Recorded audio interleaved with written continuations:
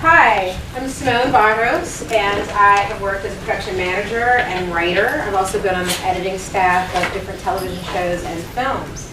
And I'm glad to be here today to talk to you about pitching fundamentals. This is going to be a basic understanding of what it is, the pitch process, and how to actually do it with confidence and, more importantly, to build relationships with the people that you're pitching. That's the most important thing. You may not always get the green light from your first pitch. In fact, 9 times out of 10, you will not get a green light from your first pitch. A lot of times, producers will actually have you come in multiple times and pitch to them. 3 or 4 times, they might have you come to share your idea or to share the project with different levels of executives in a production company. So just because you walk away that first time without necessarily getting a green light doesn't mean it wasn't a successful pitch. Your main goal in a pitch is to build relationships. I can't stress that enough. So you ultimately want that first pitch, that first sort of 60 seconds that you get to share your idea and your concept to be one that generates conversation. You actually do not want in your pitch to give it and then say thank you and exit. You want the producers to be engaged with you, to have a conversation with you. What you want to give in that first 60 seconds is a comprehensive idea of your project. I am assuming that we've all, as filmmakers and as people that are attending Tisch or alumni from Tisch, we know the basics. Then in that first 60 seconds, you want to cover, obviously, the title of your project, the genre of your project. You're then going to give a brief storyline. This is different from necessarily the log line. The log line is a written line that you're giving when you're submitting the synopsis or you're doing an inquiry letter or someone's asked you to take a look at what kind of concepts or projects you're working on. In your pitch, you don't want to actually just read your log line. It's a different experience for someone to read a log line and what you're doing in the pitch. But it is to be concise. You want to tell your story, give us the main character, give us the setting, and take us up to the act 1 pretty much. You're taking us to that call of action. And then you're ending it there. A lot of mistakes that people make when they give a pitch is they give the entire story. They complete their feature film, the entire story, everything, all the way up to the act 3. You want to leave us with something of a cliffhanger. You want to end your pitch, that first 60 seconds, you want to end it with people being excited about the premise that is set before them. A really great example, Charlie Kaufman talks about pitching Eternal Sunshine of the Spotless Mind. And all he said about that pitch was, what if you got a letter in the mail from your girlfriend telling you that she'd erased you from her memory?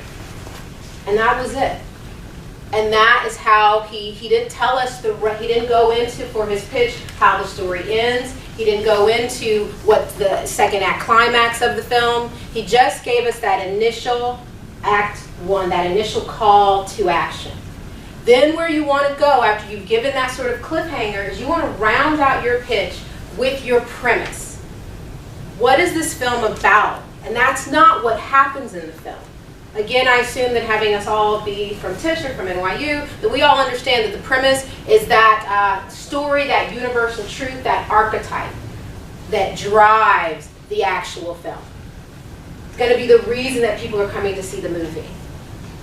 So you are going to end, the concept that only high concept films are going to have a sort of premise to them is not true. Even a basic comedy has a general premise to it. What happens when nothing ever goes your way? Could be the premise of any Will Ferrell movie. Right? What happens when you think that you're a hotshot and no one else in the world does? That's how you want to end your pitch. You want to stick the landing of your pitch, just like in gymnastics, landing it on something that really excites the people that are listening to you about your project. Now, obviously, comedic pitches should be funny. If you're pitching a comedy, I should be laughing as I'm listening to the comedy. If I'm pitching a drama, I should feel riveted by the pitch. Suspense, same thing. It should be a suspenseful pitch. You are actually storytelling in your pitch. It's not necessarily a sales pitch. You're not selling furniture or car insurance. You're sharing a story, an idea you want to give in your pitch, the experience that the audience is going to have when they watch the film. So there is something about a performance quality that's coming with a pitch. You should practice your pitch. You should practice it like an actor practices a performance, like a stand-up comedian practices his material. You should be in front of a mirror. You should practice it with friends. It should be something that you're constantly doing, constantly trying out. Just the same way you tell a story at a party, and you can kind of tell when you're at the party, people's eyes kind of wander a little bit, and they're trailing off, and you're thinking, oh, this is how crazy we storytellers are, that a party is an opportunity to have an audience. And so when we're seeing them trail off to go because someone just came in and it's their friend, even though that's normal social behavior, no, we're in the middle of telling a story. So we're trying to capture them. That part of you should click on when you're doing your pitch. So this goes into the second part. In your pitch, your personality has to come through. Who you are should come through. It's going to be that part that you hear in a pitch where that people say, there should be a reason that I feel that I'm hiring you to do this project, or that I'm signing you to do this project, or not signing someone else. Well, again, just like we learn when we craft, when we make films, that is show, don't tell. So show the producers why you're the right person to make this film by bringing your personality through. Woody Allen does not pitch the same way as Martin Scorsese. Martin Scorsese does not pitch the same way that Spike Lee pitches or Steve McQueen pitches. They all have their own unique style and personality that comes through. And you have to be comfortable with your style, your personality, and find that aspect of yourself so that you're bringing that through when you're doing your pitch. So that's the first 60 seconds, and it really should be 60 seconds. A lot of people kind of go, is that a myth, that it really is a minute that you're pitching within? It really is. And all of these elements that we just talked about, your main character, your setting, call to action, the premise, the genre, and the title, yes, you will get all of that in 60 seconds. With practice, with practicing how you pitch, practicing how you deliver it. Because the most important part, the reason you do want to keep it to 60 seconds is because the most important part happens after that. And that is going to be when the producers ask you questions. You want them to ask you questions. You don't necessarily want, okay, thank you, goodbye. If you get that, then there may be some room for you to ask them questions. Thank you guys for seeing me. Just really quick, I wanted to know, do you have an idea how many projects are on your docket this particular season?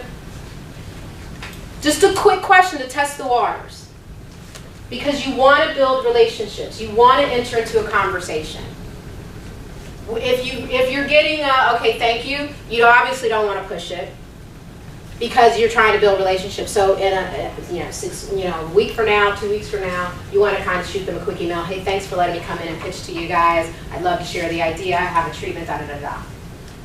So you want to not push it too much, but you do want to try to engage in conversation afterwards. So if you've done a strong pitch and you've inspired them, also the thing about pitching, producers have an idea, production companies have an idea of the kind of work they're looking for. So it could be a case that your particular genre doesn't match what they're looking for. So it's best to not be disgruntled because next year they may be looking for something that was similar to what you pitched. And it's possible they can go, oh, who was that person who pitched that sci-fi film and last year we were all doing sports genre? So you want to always leave on a good note. You want to always leave on a positive note, not showing you're disgruntled about, okay, thank you.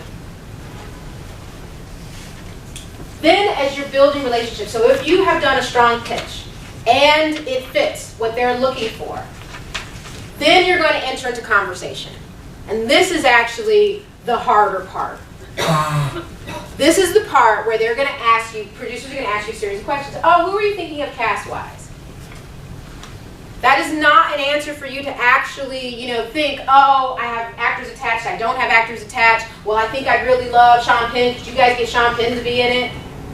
This is more where you're giving them a typecast for your film. So there's two things that you're paying attention to if you are asked the cast question.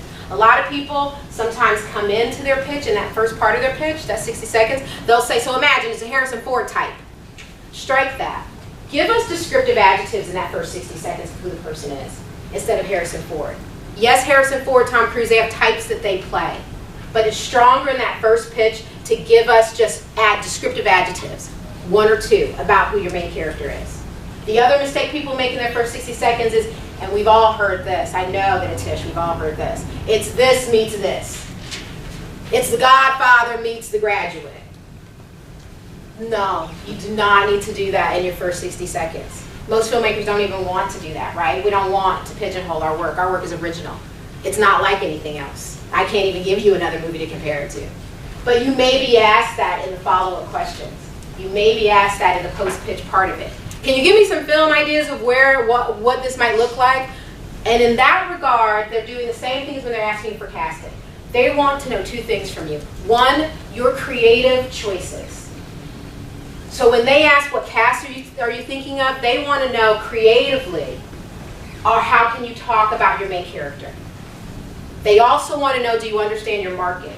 Do you understand the audience for your film? Because if you have a big action film, but you say this is something that a producer actually just wrote about, a big action film, and they pitched to, when she asked what the cast member was for the casting, the writer said, my ideal would be Dustin Diamond, who, for those of you who saw Saved by the Bell, he was Screech on a big action movie.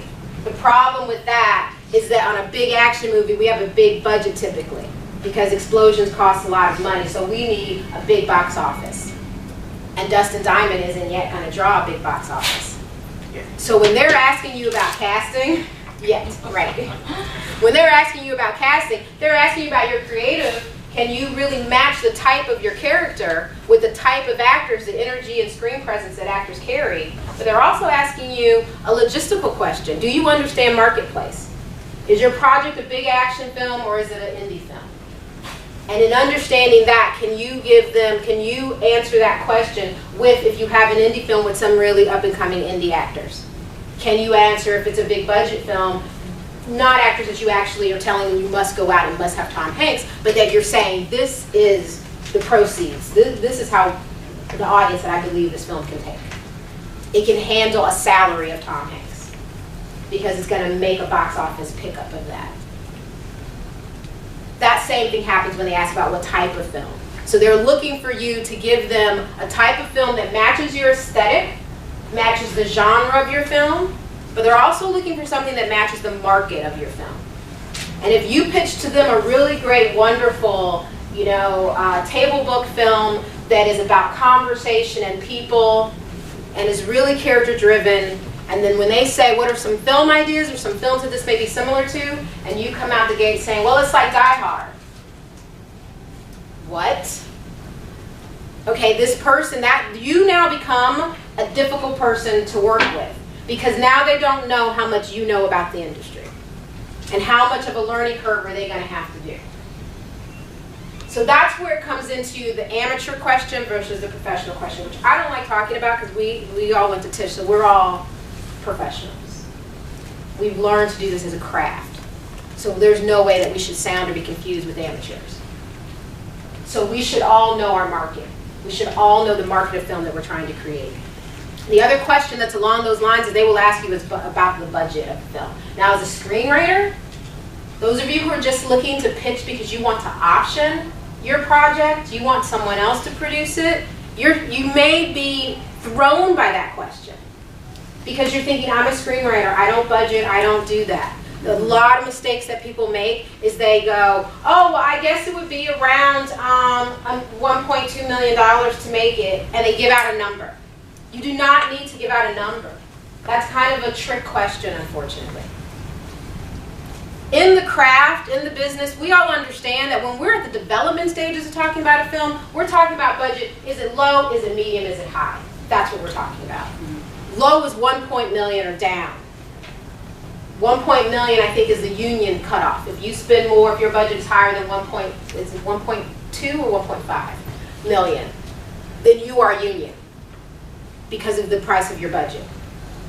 If you're below that, then you're non-union. So that's what sets low budget. Then if you're 70,000 or more, you're high budget. 70 million, sorry. If it's 70 million or more, you're a high budget picture. You need a box office draw of 100 million in the first opening weekend.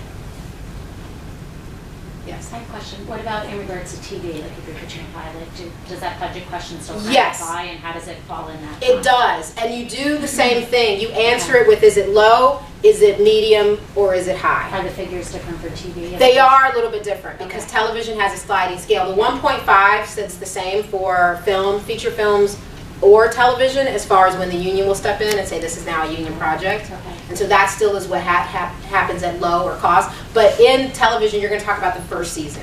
You're going to say that I think, and it may change, the budget of a television show may change throughout its lifetime. So it may start out low budget, and then the second season it gets a larger budget depending on how well it does. So you will start out that. If you think that your film has legs, that's the kind of conversation you want to engage in.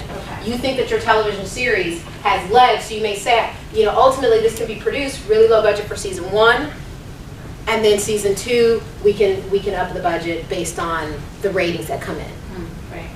And that's how they want, when you begin talking like that, when you begin speaking and having that kind of conversation with them, then they know that working with you and collaborating with you is going to be collaborating with fellow filmmaker, with fellow producers. And that's what you want. You want to build that relationship. You also want to be able to talk about audience. Now, a lot of times filmmakers will go, well, my audience, well, it really is a great movie. Everyone will want to see it. Well, I'm really thinking that it would be a really popular film. Well, everyone, you know, that's not relevant to the market that we create. We're commercial artists as filmmakers. We create artwork that is sold in a commercial marketplace, as opposed to fine artists who create artwork in a private gallery setting. So because we create our work and it goes into a commercial marketplace, we need to understand very clearly who our audience is. We need to not be afraid in our pitch when we say, this is a niche audience. The audience for this film are women between the ages of 18 to 34. That's not anything to back away from. You want to speak in those terms. You want to very clearly say that. The truth of the matter is, Sex and the City was sold on that market, on a very niche market. Now, as it comes out, as the television show develops, we have everyone from those women in an urban setting in New York, Chicago, Paris that are watching it, 18 to 34, that are interested in it, and then it starts to grow from there. And we have women in the suburbs, and we have men, and now we have rappers that are talking about Sex and the City. That's a long-term goal that any artist wants of their work, for it to be seen and received. But when we essentially set down to create it, and when we essentially position it as a project to be developed, we're very clear about who our target audience is. So be clear about who your target audience is. And speak in those terms when you're answering those questions. So those are just basic questions. Cast, similar films, budget, and audience. If you're engaged in a conversation further than that, you may get some more sort of trickier questions. One question is, oh, so how did you come to be a writer? And a lot of times, a lot of producers are getting the answer, well, I've loved film since I was 10. When I was 8, I used to take the camcorder out. Those are great, wonderful stories, and those are stories that you'll say for your Charlie Rose interview. But for your pitch, you want to be very specific about your career. If you came into writing by being a writer's assistant and then you got a shot to write on a television show, and then that's how you want to say, well, my first shot was when I was writing for a television show. And then you want to always take what you're saying and turn it into a positive for you. And that really honed my skills because we have a fast turnaround in television. So you want to move and talk about your skill set when that question is being asked. You don't want to spend the time talking about your breakthrough moment. If your grounding or your background is that you were an assistant to a particular producer, you were his personal assistant, then you will say, well, you know, so-and-so read my script, he really liked it, I was his personal assistant. What was really great about that was I got to see how a picture is developed, how a script may change. Do you see how you want to always kick it back to what skills you picked up from however you broke in? As opposed to spending time, well, I was Scott Rudin's assistant, and man, is he tough, and I had to walk his dog, but I worked really hard, I paid my dues. I was so-and-so's assistant, and it really allowed me to see how a script is developed. how it goes from the conception point to production and on into post-production. So you want to bring that question back to your skills. And if it is, I was at Starbucks and I bumped into Terry McMillan and she liked my hair and said, hey, I want you to come pitch with me in Lifetime, and that's a true story that happened to me. But when we were in Lifetime and they said, how did you get to be a writer? I just sort of graduated. I just graduated from NYU and my film screened at the festival. I had not worked yet. I literally bumped into Terry McMillan. I mean, literally, she was at a restaurant and said, your hair is really cool. And a conversation started from that. But I didn't bother when I was in the pitch with going, well, Terry and I bumped into each other, right, Terry? Didn't that happen? Because she was there. Oh, yeah, that happened. I loved her hair. No, I just went into what qualifies me to be here right now. What qualifies me? So I said, oh, Terry and I bumped into each other, but I just graduated from NYU Tisch. And then I went into the only accolade I had at that point was my film at screened at the Tisch, screening. So I just said, oh, my film screened at first run. So that's where you want to always seek that question. You want to bring the question of how did you come to work here? So even if you have not, you've been working at Starbucks, then you go, well, I graduated from, you always want to bring it back to what qualifies you, what are your credentials, and then what kind of experience that gives you. Even if it's like, well, I've been developing a particular project, just kick it back into that. Another question, they may ask you, how long has it taken you to develop this project? How long has it taken you to write this script? Now, we all know that sometimes it could take you 6 months to write a script, and sometimes it's a script you've been working on for 5 years. When you have the ones that are shorter, you don't want to come across as though you've underthought or underdeveloped this idea. So in that regard, we always are going to be honest. So you're going to say, well, this one I wrote fairly quickly, but then start to give us the reason why, because this idea really just took off. Everything, the Act 1, the Act 2 just really fell into place. Use writing terms. Don't be afraid to talk about your process in a pitch meeting. You should have one. You should know, they should know that you know that at Act 2 is the climax, that at the end that's the close of Act 2. They should know that you have to heighten the stakes, and you did that by introducing the backstory of the main character. So when you talk about how long it took you, what they're really looking to see is, are you a professional? So you want to answer that question with professionalism. You want to say, even this was a really short project, the Act 1, the Act 2 just kind of tumbled out. I started with an outline that made it really easy for me to script it. If it's a project that took you longer, then on the flip end, before you necessarily give 5 years, 6 years, you want to say, well, I actually had the idea. I read a newspaper article, or a friend of mine told me about the idea so many years ago, but started as that seed of the idea was so many years ago. And then I worked on a few other projects, and I was able to really get back to it recently and really flesh it out. Actually, this is a film that I put on the back burner because I was working on something else, and I'm really excited to get back. I'm really excited that I was able to get back to this and finish this project.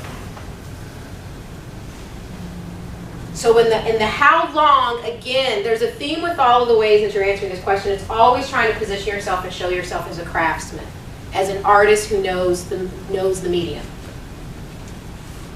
The other element, the other question that you're going to get, or that you may get once you've engaged them in conversation, and this is a dreaded one.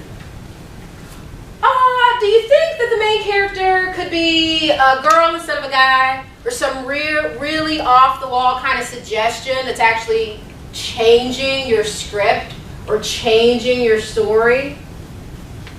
Obviously, we all know where we're going with this one. The producers do not want to hear, no, it's not going to change. No, I will kill you if you try to bring in a script doctor to come and change this work. If you so much are at the point with your project, you want to use terms like, well, it really is a final script. I'm really presenting a polished script. And then you want to sell them on why. So you don't want to just say, no, this script is polished because I said so. No, this script is really polished because with the main character as a female, I think that brings the themes of X, Y, and Z out. So that they go, oh yeah, you know what, that's a good point. That's a really interesting, follow their idea. Pitching is about thinking, being quick on your feet.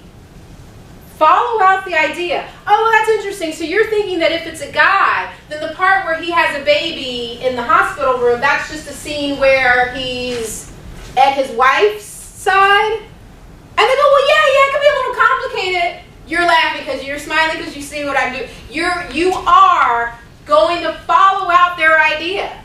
Think quick on your feet. Be a storyteller. Take that element and follow out how that story would go. And then they will go, oh yeah, that's not the best idea now, is it? Or they will be impressed that you as a writer are able to do that. To revise the story in your mind and see where that would lead. Because film is a collaborative art form. You are going to collaborate. There are going to be changes to your script. And not every suggestion a producer makes is a bad one. A lot of times suggestions strengthen the script and actually make it stronger. And the same thing is especially true in television, where you're in a room with writers. So you're constantly feeding suggestions, feedback. Yes? In that case, you think that it's better than to engage with them and say, well, why do you see a man as being better than yes. a man? It's better to be like, oh, so if it was a man. Absolutely. It is also good to engage them. Okay. It is good to engage them and say, well, tell me a little bit about what you're thinking with that. Okay. Can you tell me, you know what? It is good to engage them. To enter into conversation is the goal. So asking them a question, as long, what you're doing is not coming off of, well, why would you do that? You don't want, that's the dumbest idea I ever heard, You would like to go, oh, well, I think I see what you're talking about. Can you elaborate? They go, well, I mean, it's just, I'm thinking. And then you can see where they're coming from, and then you can take that and answer back. But getting them to also enter into conversation with you is your goal. So yes, asking them back. Oh, why do you think that it should take place in Alaska instead of Hawaii? Because the whole part where they go on the beach is just really, maybe instead they're on ice, You follow it through. Follow the storyline through. So those are some things in the pitching situation and in the pitching scenario that we all hear about the most. But I have worked on television writing staffs. And what I learned when I worked on television writing staffs is that you're actually pitching every single day you go to work. So this pitch, these muscles, being able to do this is not just about the beginning of your project. It's not just about going in and pitching a television show, a web series, a film at the beginning of it. It is something that you will continually do. So in television, you do it it's done very, you're very aware that you're pitching. Because writers go into a writer's room, and the head writer has their story document. And the head writer gives out the story document, and you're all reading it. And as you start to actually outline the script, everyone in a room together, there you have to pitch ideas. And it's, again, pitching really is about thinking on your feet and showing that you understand story. So that when the head writer's going, well, at this part of the episode, I really wanted this to be the one where the character breaks down and she actually goes to her father. And from this point on, the season, there's going to be the shift in the story. But I can't really figure out how to get her there. So as a writer in the room, you're going to pitch, oh, well, what about this? What if she's leaving work, and in the last episode, right, she just was fired. So what if we have her flashback to when she was a little girl, and her dad, she had just lost like the spelling bee, and it was her dad that comforted her. Maybe that will motivate and show, we can get her to her dad's door with showing that flashback as a motivation. And then the head writer, again, you have to constantly, the head writer goes, no, that's not it. That you don't put yourself creatively as creative people. When we get sort of rejection, we close down. We need to go into a space and detox. When you're in a writing staff or when you're in a pitch session, you don't have that time, that chance. You have to constantly muscle your pitching exercises and just go, all right, listen to what another writer might say, what another writer might suggest, and then riff off of them. A lot of times being in the writer's room is about riffing off of creative ideas. And you'll see in a writer's room that storytelling, that sort of first art that we all have, comes out. You will start to see writers telling stories. They'll tell the entire story of the act one as it's coming alive in their minds. And that's part of pitching. So that's something that I want to stress. as we talk about pitching fundamentals, that it's not just something that you do in that first beginning session, and that first time that you're meeting producer after producer after producer. You continue to do it as you write on television staff. In the film world, you continue to do it as you have meetings with the director. So the director is also going to want to know from you as the screenwriter, what is this idea, what is this, why is the script, why did you this and that. So you're constantly on your feet trying to express the story that you're telling in short, quick moments. And then engaging the people that you're pitching to in conversation. You want to create a creative vibe. You want everyone to riff off of your ideas. So that this is really a collaborative process. This also happens in documentaries. A lot of people feel that, so if any of you find yourself or are aspiring to be documentary filmmakers, that, well, what would I pitch? It's just the real story of da-da-da-da-da. Two people can make a documentary on the same subject. They could be two totally different documentaries. So you're doing the same thing, pitching the tone, the style, the quality, what's the premise of this particular documentary. You're trying to capture the essence of the story and inspire people by the pitch, and you do have to do it in a short amount of time, in a question-answer ability, to where someone's sending you questions, you're fielding those questions and giving the answers back. So obviously this does come down to knowing your material very well. It's later in life, later in your career, that you may be able to pitch ideas with the prospect of being hired to script that idea. It's an older Hollywood process. It doesn't exist for a lot of writers anymore. A lot of times we've written our screenplay when we're pitching. But the further you get in your career, you may be in situations where people are saying, well, do you have an idea? We want to go ahead and just sign you and have you script a project now. So you may be in a situation where you're pitching just a concept. I've seen writers, when I worked for New Line Cinema, that were, I mean, I myself was just like, oh my God, it's so-and-so, he's got to be such a good filmmaker. And I've seen them say, you know, we just want your opinions, we just want some ideas, some projects that you're developing. And this filmmaker who's been creating work for a very long time just falls flat. Because the idea, that sort of question-answer part, doesn't come forward. So taking the time, with no matter what stage or how you plan to sell the work, taking the time to actually develop your treatment and have your treatment written, it's not just a smart business move, because the treatment is what we call the leave behind. And when you end your pitch, you leave the treatment behind. It's not just a smart business move, it's smart creatively. So that you know your project very well. Your treatment is the beginning, middle, and end of your story. Your treatment is the full character arc. So having written that and having developed that is going to rough out when you're receiving those questions. When you're being asked, you know, what about this and what about that? And you can always kick it back to your craft and kick it back to the work by having that treatment and knowing that treatment. Yes? How long should a treatment typically be? I mean, usually it varies 10 pages or 20. Yeah. What's the, like? 10 pages is best. 10 pages is the best. Once you're getting into 20 pages, it's long. Now, I don't know how many people are familiar, you know, James Cameron had the famous Terminator 2 was a 70-page treatment. It's neither here nor there. 10 pages is really the best. If you also have on the end of 8 pages, that's good. You don't want it to be less than 5. It shouldn't be less than 5, and really 15, 20 is the max, but 10 is just a nice place to seat it at.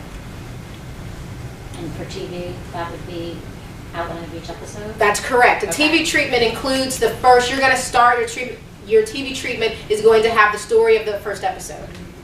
Then you're going to go into the character descriptions. So unlike a feature film, in feature film treatments, you do not break out the character descriptions, but in television show, you break out the character descriptions for the recurring characters. Then after you break out the recurring characters, then you do episode outlines. And that's just 1 to 2 paragraphs of what each episode will be. So it's not as long as the story element that you've done for the pilot. And that's also, again, it's market, seeding your marketplace. You're going to write a television treatment that you're gearing, you have a niche audience, and you want to gear it toward premium cable or basic cable, then you're doing about 13 episodes. You're outlining only 13 episodes. But if you're doing something that you're targeting for ABC, NBC, Fox, 23 episodes. Yes. How long should a show Bible be? The show Bible is something, the show Bible can be huge. And that's something that you're going to develop usually after you've gotten a green light. Your show Bible is not a leave behind. When you go and pitch, your show Bible is for you and for other writers. That is not something that you leave behind. It's daunting. Chances are they're not even going to read it through. And oftentimes at that point for your show Bible, that's something with the writers that are in the trenches with you that are hammering out these storylines. That's something for you guys to have and share amongst yourselves. Very rarely, when I worked for the television show, very rarely even did the executive producers ask for the show Bible. They always just asked for the story document at the beginning of the week. And then we had a whole nother set of documents that the head writer had given us that we were contributing to and writing and that sort of thing. Yes. So you should break down all 23 episodes? Yes, just short paragraphs into what occurs. And that's going to be part of the television pitches. They're going to say, okay, so, what happens after season 1? Where do you see this having legs? How long do you see, what really is, can this story, how is the story going to be serialized? How can it live and breathe for that many seasons? An ideal, a nice amount is you would like to run 5 seasons. Usually by 5 seasons for network, you've hit your 100th episode and you can be syndicated. And production companies like syndication because they make way more money on syndication deals. And you make money continuously. I worked with a writer who worked for all My Children back in the 1980s. He still was getting a check because it was being syndicated on SoapNet somewhere. So syndications are nice deals, but there's a certain amount. I think they shortened it. It used to be 100 episodes you had to have. But I feel like they shortened that because basic cable doesn't get to that 100th episode by season 5. Or premium cable doesn't get there. Yes. Regarding film, what about casual pitching? Like if you meet up with somebody at a party or you just happen to you meet up with somebody, is it the same format? Yes. You want to go ahead at 60 seconds. And that's how much you want this to be a part of you. So that when it's a loud, noisy place, when it's a restaurant, when it's a bar, when it's on the sidewalk, if someone's engaging with you, you go ahead and give them that 60 second. Don't make it more than 60 seconds because what you want again is for them to engage and ask you questions. You want it to be a conversation. You want it to be a relationship that you build. So when you are, in the throes of you've just met someone and they ask you, oh, well, what are you doing? What are you working on? Da, da, da, da, and you have that opportunity. Yes, absolutely. It's not crass. Even if they see you go into your pitch mode, you're starting to get into the groove. You're a storyteller. They're a storyteller. We're going to fall into that. And what about like investors? Same thing? Yes, absolutely. Now, when you pitch to investors, there's a bit of in that post-conversation part, there is a little bit more. Pitching to investors usually is the case where you are the writer and you want to direct the project and you're looking to build investors to invest in you to direct and produce this project. So for them, there's a little bit more of a conversation as far as actually how you're going to make the money on the project. They don't necessarily always come from film. So they don't understand the difference between you're going to do a platform distribution, you're only going to be in the major markets, Chicago, Atlanta, New York, and LA, and you're going to open there and be there for about 6 weeks. Then once you get the reviews written, then you're going to platform out to the other movie theaters. They don't, what? Really? Independent movies only come to major cities first so that the Chicago Tribune and New York Times can write these great reviews, and then someone reads it in Nebraska and goes, oh, well, wouldn't that be smart if I went to see that? Our indie film. When will it come to my local theater? That we do that on purpose, that as filmmakers we platform distribute. And now if you're taking the role of being a writer, producer, and director, and so you're looking for investors, there's a little bit of education that you have to give them in that. And explaining that to them, that that's the market. But that also means that education is something that you're taking the role as the producer on the project, so you're leading those decisions. You may decide to just four-wall and to actually not do a platform. This is even smaller than a platform where you're actually contacting independently owned theaters and just paying them a flat rate to screen your film for about a week. And again, the advantage of that is you want to have people from newspapers review it. A feature film can't be reviewed by anyone who works for a newspaper unless it's screened in a movie theater. That includes film festivals. So with digital distribution, if you choose, well, this is going to be a film that we're doing digital distribution, then you don't have access to having reviews pump up the word of mouth of your film. So that's why they're saying there's day and date. Day and date is when a film is released in a theater and it's available on iTunes at the same time. And a lot of people think, oh, isn't that going to undercut the theater sales? That's for a film where you've already decided it's such a small film that it's not going to make that much in the box office. So the only reason I'm putting it in a box office, I'm going to forewall it and just contract an independent. It's not going to be a Regal. It's not going to be, a United Artists. It's going to be an independent, such and such Tallahassee Cinemas. It's going to be an independent, small cinema. And you've contacted them directly and you're paying a flat rate, you're going to be there for a week. That's just so that in Tallahassee they write a review and then you can sell to iTunes. Filmmakers also are being very smart on that regard to where they are then doing Skype sessions in the movie theaters. And then saying, hey audience, if you really like that film, people are coming, people want to go more. Oh, not only will I get to go and be very smart when I go to work, but I say, oh, I saw the indie film. But there was a Q&A with the filmmaker afterwards. And people love that. And then you give that, and then you go, oh, and it's available on iTunes right now. So that when they go tell their friends, well, it was only at that movie there because it only plays, that's like, you only do a week screening in that regard. So when the people go, well, how could I see it? The person goes, well, it's on iTunes. And all of a sudden, you're getting iTunes revenue. So that's all things that when you're a producer, when you're taking the seat as producer with your project and you're looking for investors, you're gonna lead the helm on that. A lot of times they don't know. And so in your pitch session, that's going to go, has to be you have to engage them even further into a conversation where you're sharing that with them. In those cases, you may leave behind actual return of investment, where you're projecting out what your return is going to be. Yeah, but if you don't have distribution attached, because I've had that conversation as well, and they were just like straight up like, so what's my return? When am I getting it? Like how long? Right, because in the business world, they expect return in 6 months. Of course. They want to see something. How do you handle right. that question if you're going into a pre-production or soliciting investors and you're not even at the stage of getting distribution right. attached? You pitch them your ideal. Okay. What's your ideal? What you as the filmmaker, as the expert in this market, what's your ideal? Okay. You would like to see an X, Y, and Z percentage of return. And you plan to get that by Okay. forewalling and do a day-and-day release. Got it. Okay. So Even if that's what you end up not doing, but yes, just to present something absolutely. in that meeting. Yep. Because I feel that that's almost like their fear or their anxiety, so it like would put it at ease. You put it, and you very clearly say, this is my ideal. Okay. But they want to hear that you have a plan. Mm-hmm. What they want to hear most importantly, investors who are outside of the industry, what they want to hear most importantly is that you have a plan. Mm-hmm. And then after that plan, if they've invested and things are changing, then that's where you are very clear about what are the changes and why are we changing that. But most importantly, they want to know that you have a plan. They want to know that you know this market and you know this industry. Yeah.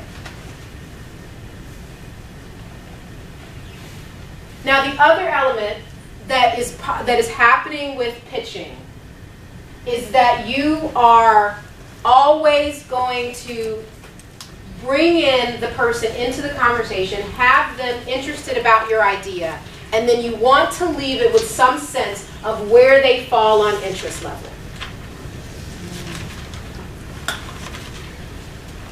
The last part as you're walking away, as you're leaving the meeting, is you want to be unafraid to ask them the question, so how do you guys feel about this project? Do you think you have room? The best way, the most non-intimidating way to put that question is, do you think you have room for it in your production docket? So you're not asking, did you like it? This is my dream. This is my baby. Tell me you loved it. You don't want to say, are you guys so commercially inundated that you don't have the brilliance to see what an artist I am? Instead you will simply ask the question, do you have room on your production docket? Because it's more logistical. It's putting it saying, I know you have decisions to make. I know my movie's not the only movie you're considering. I know that you pair releasing of indie films as you pair releasing of big budget films. You maybe have had your quota, or you've reached your quota of your indie films, or you have your quota of big budget films. Certain times of the year when you're pitching makes a difference. When it comes to television, the pitching period for television is January. That's when pilots are greenlit. And then it's in February, March, that they begin shooting the pilot. They present the pilot during the upfronts, which is in May.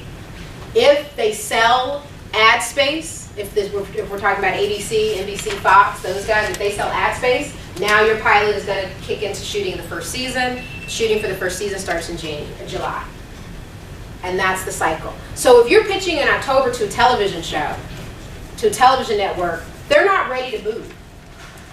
They're not going to make any decisions immediately. So being aware of your time of year, of when you're pitching for them, is important. The same cycle, a similar cycle happens in indie. In indie films are usually shot in the summer, edited in the fall, and released in the fall, so that they make award season. It's not accidental that we have all the awards start coming at January, February. The Writers Guild Award is in February. Actors Guild is in February. The Oscars usually round it out. BAFTA, the British awards. All of these awards fall into a certain sequence and fall into a certain timing. There's a reason for that. So if you're pitching, if it's January when you're pitching, if it's July when you're pitching, they're seeking and looking for films of their way. That's when they shoot in the summer. So if you're pitching earlier, if it's more like May, then they're shooting. That's how you're looking at. Now, feature films are usually a year out. You'll pitch for their following year, for what they're going to produce the following year. So if it's around May, and you have an indie, and you're in someone's office that also does indie films, then you're solid. Know the production company that you're pitching for. If you're pitching for a production company that mainly makes big budget films, but you have a small budget film, that doesn't mean for you to call them and go, I'm canceling this pitch meeting because you guys don't make the kind of movies that I make. Goodbye. Instead, you're pitching with the knowledge, is this a production company that's trying to step out of what they normally do? Are they looking at me for that reason? Or is this just a buddy that's a friend of mine that's saying, hey, I work here, come pitch here? And it may not match up. But being aware of that when you go in and talking in their language, going, so I know your last recent hit was such and such.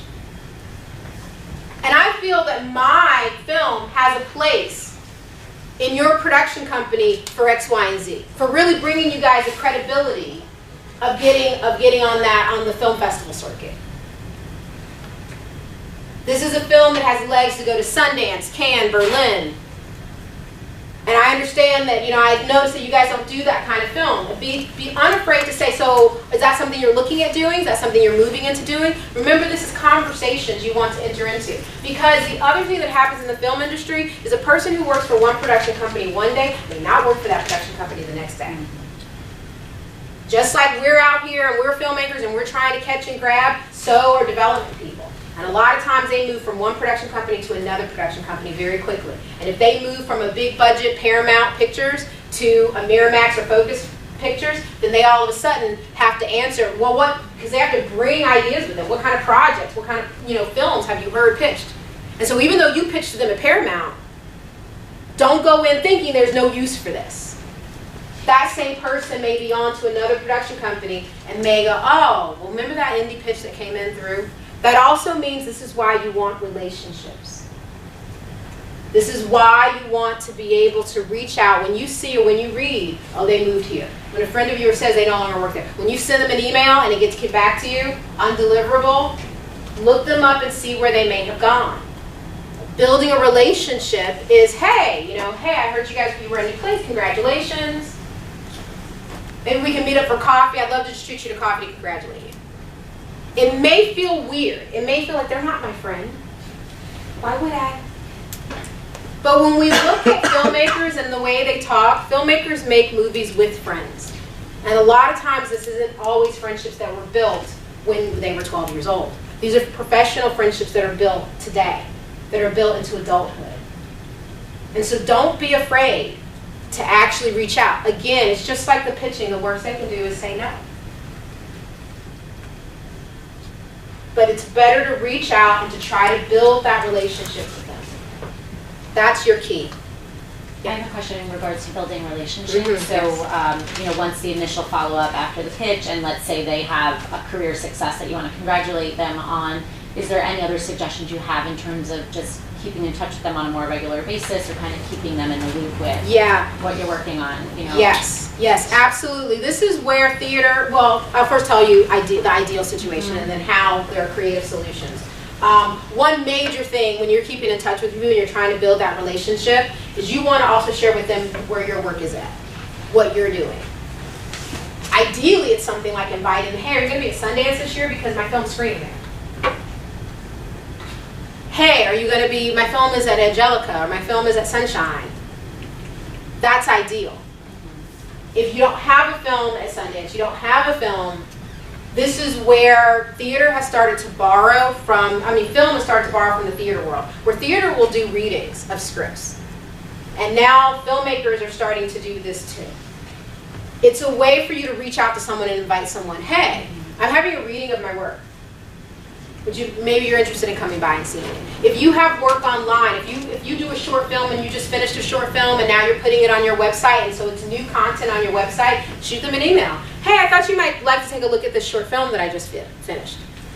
Even if it's a project that you were an editor on, or you were a DP on, or you were a producer's assistant on.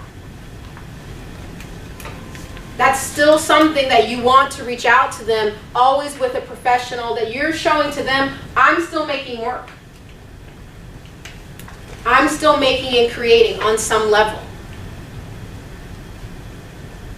And then especially if you can get them the ideal, if you, hey, I'm at Sundance, you're at Sundance, my film is screening, then you're like, hey, do you want to catch, the whole thing at Sundance is we're just hanging out here for the whole week, so, oh, let's catch a drink, let's do this, you're going to that, you want to build relationships by actually making a connection. Now that means you also want to go in and listen to the people you're pitching to. Just like you've done the research to know what kind of production company they are, now listen to them. Is this a person who you want working on your project? Do they share your aesthetics? Now that's not something, this is the whole part of what you think but you're not saying. You're thinking, you're evaluating, but you're not saying, you know what, never mind, I don't want you to have anywhere near my script.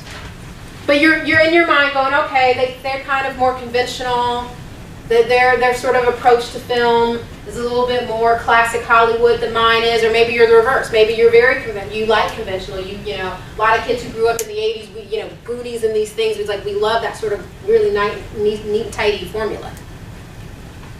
But if they're, coming from the '70s and they, are like, why can't someone just, run naked at the end of the movie? And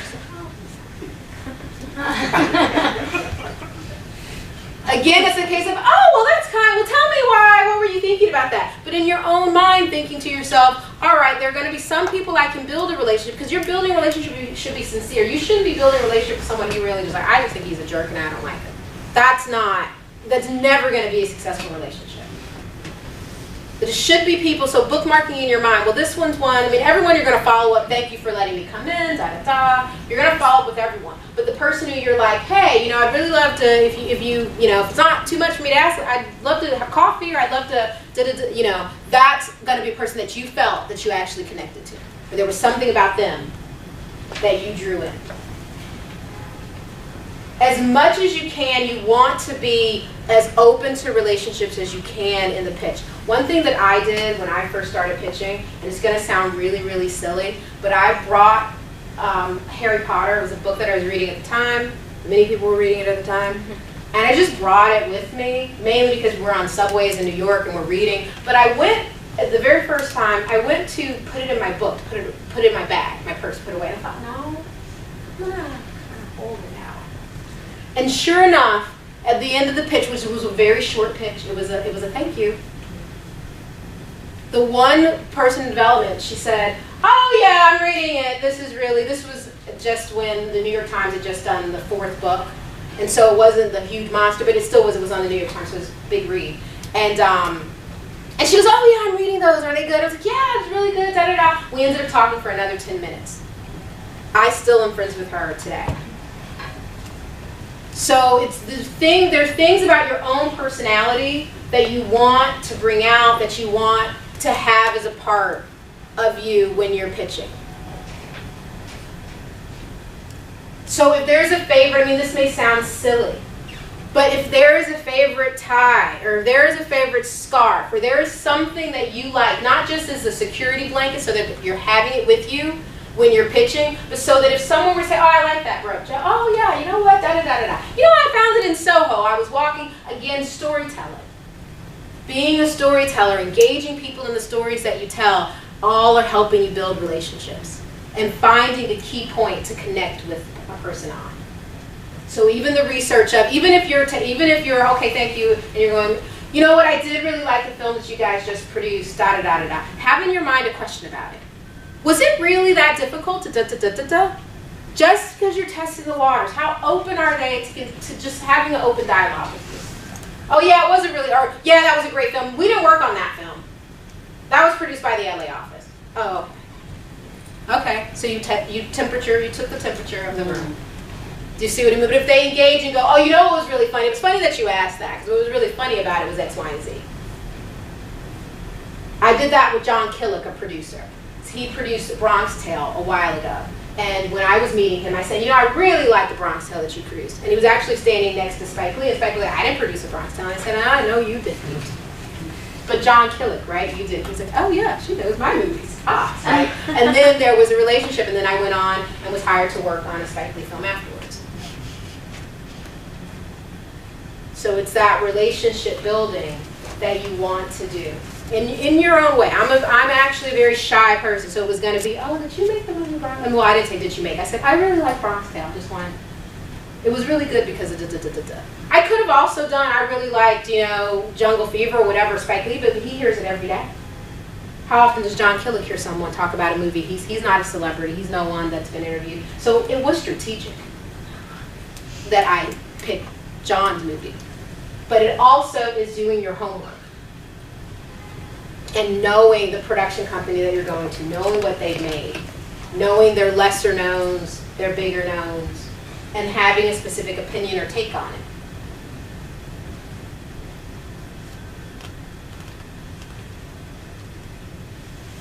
Okay, so that I hope is extremely helpful for many of you. I'd like to get an idea just really quick before you guys, how many, what?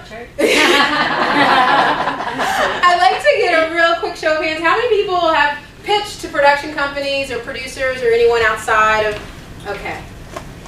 Yeah. And mainly good experiences, because sometimes they're hard experiences. Sometimes you get treated roughly. You're mainly having good experiences, or people are like, thank you, get out of here. No, you've had rougher experiences. Yeah. It's definitely tough. It's a difficult thing to do. But it is one of those things that you do it 1,000 times, because then you hit on the one. And all we need is one, right? Yep. What if you're trying to like pitch yourself for representation and you get the question, so where do you see your career going? Yeah. What is your advice for how to answer that? Yeah, you ultimately, it's like the distribution question. You ultimately should have some kind of ideal. Even if you know life doesn't work out that way. Even though we all know, what is the phrase, men make plans, God laughs? You know, something to that effect. Until you're making other plans. Right, yes, life's what happens when you, so have an ideal. Have an ideal of where you'd like to, and use that language. Well, ideally, I'd really love to work here, to work there, So have be unafraid to share your ideal. When I did end up working in the editorial, I did post-production for Spike Lee. And a moment that we were talking, because we were doing ADR, and he's like, oh yeah, so you're from Atlanta, your dad went to Spelman, mom went to Morehouse, it's just, you know. I'm like, yeah. I was totally unafraid to go, but I, want to be a filmmaker. I want to be a film director. That's where I planned it. I planned for someone to say, and the legacy of Spike Lee is Simone Barros. And was unafraid to say that, and then was in workshopping sessions with him in my screenplay. So you want to be unafraid to actually say what your ideal may be. And then you can temper that with realism. After you've sort of shared your ideal, you can say, but I know that realistically, I would love to take a seat in, maybe working on a television set or working, There are a lot of different areas. But to take the time to also do the research. One thing that a friend of mine that we had no idea about was directing audiobooks. And that's a really great, place to exercise the skills of directing, and my friend loves it. But we never knew about that when we were in school. We never knew that that was another medium, another industry for directing. And sometimes even if bringing that to an agent can be interesting to them, because then they are thinking, because there's a lot of writers that actually write for A&E, biography and all of those shows that need writing done on History Channel, Ancient Aliens. There are writers behind all of those shows that are writing all of that. So it's the same way as an actor may never intended to have ended up doing voiceover work for one of those documentaries, and it ends up being steady, regular work. And it's a kind of work that agents do have a market on. And by presenting, by doing research, and so you say your ideal is X, Y, and Z, but you're really actually interested for writing for some of those documentaries that are on History Channel, you've been a history buff, you love that kind of stuff, then they're going, oh, okay, so I can sell you in a smaller market. That's regular income. So having your idealistic goal and having a realistic tempered goal. But you should definitely be able to answer that, Any other questions? Okay, one last thing in pairing with how many people have pitched to production. How many people pitched in Tisch, in the program? Actually pitched during class, pitched during the projects. What scenarios was that you were pitching in? Pitching like a visual script. Yeah. In like a screenwriting class? Yeah, like a screenwriting class. Yeah. What about you? Multiple classes, screenwriting classes. Pitching in Prague when I did my film program over there, and also for the thesis film that you do when you graduate. Yeah, that's the one that I was interested in, if they were still doing that. Yes. Did you also raise your hand, right? Yeah. It was a producing entrepreneurship class with Liz Bradley, and she had people come in for like 3 different classes, and we like broke into small groups and had to pitch. So we were assigned documentaries and like why we wanted them to invest in us. Excellent. Producing those. Very good. Very good. Okay. That's taken a lot further than when I graduated 13 years ago. We just pitched our thesis projects, and that was pretty much it. So take those exercises and continue to practice. Continue to practice pitching. Don't let it be something just because you go a year or 2 and you haven't gotten an opportunity to pitch to anyone. Continue to pitch. Continue to practice. Continue to keep that muscle exercised. Because in a year or 2 years, you could be in a situation where now you're pitching again. You're like, oh, what was it that we learned in class? What was it that I was just so good at it 2 years ago when I was primed and ready? So continue to practice it. Literally stand up in front of your mirror and practice your pitch. Yeah. So for someone coming out of college, when do you get exposed to those situations where you would be pitching material? Like, how do you kind of pursue those opportunities? It just kind of seems like you're thrust out into the world, and then I don't even know how you get into that room that you're talking about. Yeah. Oftentimes, your pitching is informal. Oftentimes, you're a PA, you're a receptionist at a film production company, you're assistant to someone, to a producer, to a development person, and at some point, someone is going to turn to you and ask you, oh, so how'd you come? Why'd you want to work here? You're going to have that kind of a casual, general question. This kind of bridges off of your question. Mm-hmm. Be unafraid to say, I'm here working for you and getting your coffee because I'm writing a screenplay. Yes, we all hear the joke in LA that the gas attendant has a screenplay, and the coffee, everybody's got a screenplay. Be unafraid to just be like, so do I. And then that's your pitching opportunities. So when you're just running and getting coffee for someone, that's why I say practice it for 60 seconds. Because when they just wanted to ask you out of curiosity, oh, hey, so what? So you're doing this job because you want to be a big-time movie director someday? And you're like, yeah, actually I'm working on a project that da-da-da-da-da. They're going to take it or leave it.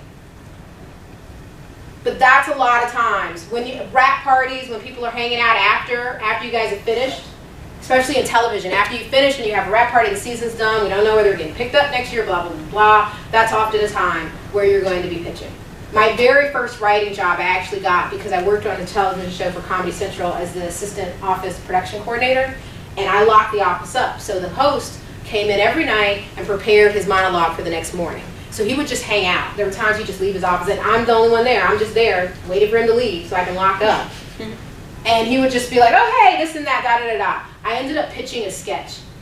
I was like, why that would be really funny if da-da-da-da-da-da-da-da. And he's laughing, and I'm laughing. He's like, that should be written into a sketch. And I go, yeah. The next morning, the sketch was on his desk. And then I had to go through the whole pitch it in the room, go through if it's going to get kicked off or knocked off, because not every idea that's pitched in a room makes it to the show. So I had to go through a week of this, and then it ended up being shot and that sort of thing. But that's going to be your prime opportunity. When Terry McMillan said she liked my hair, it wasn't just, okay, thank you. It was, well, you know what, actually, you know, in a way that suits my personality. Because I can't do it the way someone else does it. But you always want to be sharing your idea, even if it's just another PA. Even if it's just you and another PA talking about your project. Because that could be a possible collaboration.